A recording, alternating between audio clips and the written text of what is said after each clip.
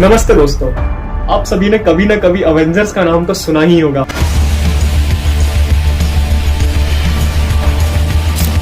तो क्या होता अगर ये एवेंजर्स के स्पाइडरमैन और हल्क जैसे सुपर हीरोज असल दुनिया में आ जाते?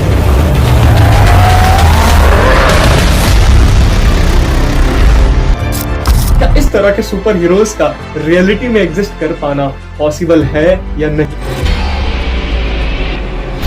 It'll be every man for himself.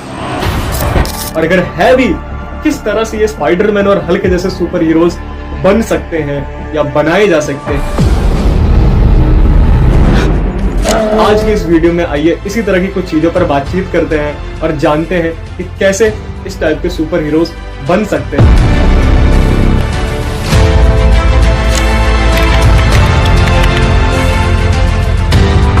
Biotechnology.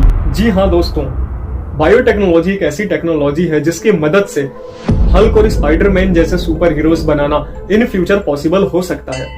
दोस्तों, ये बायोटेक्नोलॉजी होती क्या है, सबसे पहले इसे समझते हैं। बायोटेक्नोलॉजी कोई बहुत बड़ी टेक्नोलॉजी का नाम नहीं है दोस्तों। इस टेक्नोलॉजी का इस्तेमाल तो आप लोग भी कहीं ना कहीं अपने रोज की जिंदगी में करते हैं।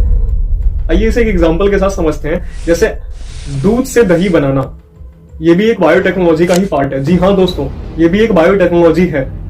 तो आइए देखते हैं कि किस तरह से इस बायोटेक्नोलॉजी का इस्तेमाल करके हल्क और स्पाइडरमैन जैसे सुपर हीरोज बनाए जा सकते हैं।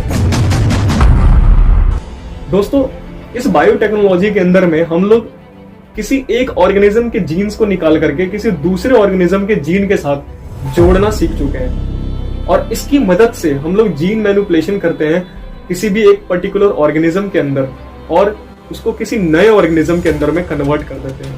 और इस नए ऑर्गेनिज्म का नाम साइंटिफिक भाषा में हम लोग रिकॉम्बिनेंट कहते हैं। दुनिया का पहला रिकॉम्बिनेंट सन 1972 में स्टैनली कोहेन और हर्बर्ट बोयर नाम के दो साइंटिस्टों के द्वारा बनाया गया। To reminisce a little bit about how the recombinant DNA idea emerged, the delivery of genes from one strain into another using a virus as the carrier. इन्होंने साल्मोनेला टाइफीम्यूरियम नाम के एक बैक्टीरिया से उसके प्लाज्मिड यानी डीएनए को isolate कर लिया और उसमें कट लगा के एक ड्रग रेजिस्टेंट जीन के साथ उसे जोड़कर एक रिकॉम्बिनेंट बना दिया और उस रिकॉम्बिनेंट को एक नॉर्मल से बैक्टीरिया में इंसर्ट कर, यानी जो बैक्टीरिया पहले किसी भी ड्रग के लिए सेंसिटिव था उसमें वो मारा जा रहा था, अब वो एक किसी पर्टिकुलर टाइप के ड्रग में रेजिस्टेंस पावर रख रहा है, मतलब वो मारा नहीं जा रहा है उसको। इसी तरह सन 1994 में कैलजीन नाम के एक साइंटिस्ट ने टमाटर के अंदर जीन मैनिपुलेशन करके पोस्ट हार्वेस्ट लॉसेस को कम कर दिया। यानी पहले जो टमाटर 1 से 2 दिन में पककर खराब हो जाते थे, अब वो टमाटर 4 से 5 दिन तक खराब नहीं हो रहे। उनकी राइपनिंग को डिले कर दिया इन्होंने।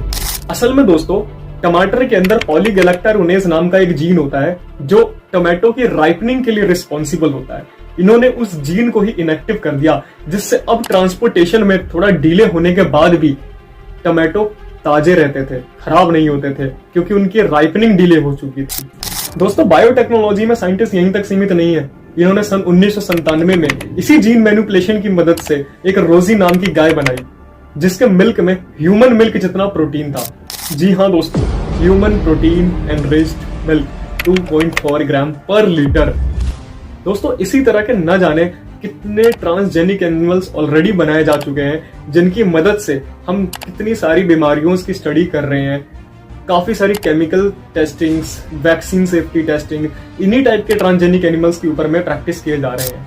इतना ही नहीं, काफी सारे बायोलॉजिकल प्रोडक्ट्स जैसे न्यूट्रिशनल सप्लीमेंट्स, ग्रोथ फैक्टर्स और मेडिसिन, इस टाइप के प्रोडक्ट्स को पाने के लिए भी काफी सारे ट्रांसजेनिक एनिमल्स ऑलरेडी बनाए जा चुके हैं या बनाए जा भी रहे हैं। तो अब ये सब सुनने के बाद आप लोग ये सोच रहे होंगे कि फिर अवेंजर जैसे सुपर हीरोज अभी तक क्यों नहीं बनाए? तो इसका जवाब है GEAC, genetic engineering approval committee.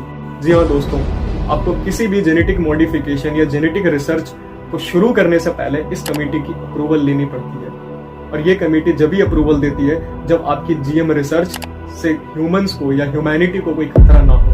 और आप सभी को तो पता ही होगा कि अगर इस तरह की पावर्स इंसानों के पास आ जाए या गलती से कोई खतरनाक ऑर्गेनिज्म बन जाए तो क्या होगा। आज की वीडियो के लिए इतना ही, मिलते हैं किसी और नई वीडियो।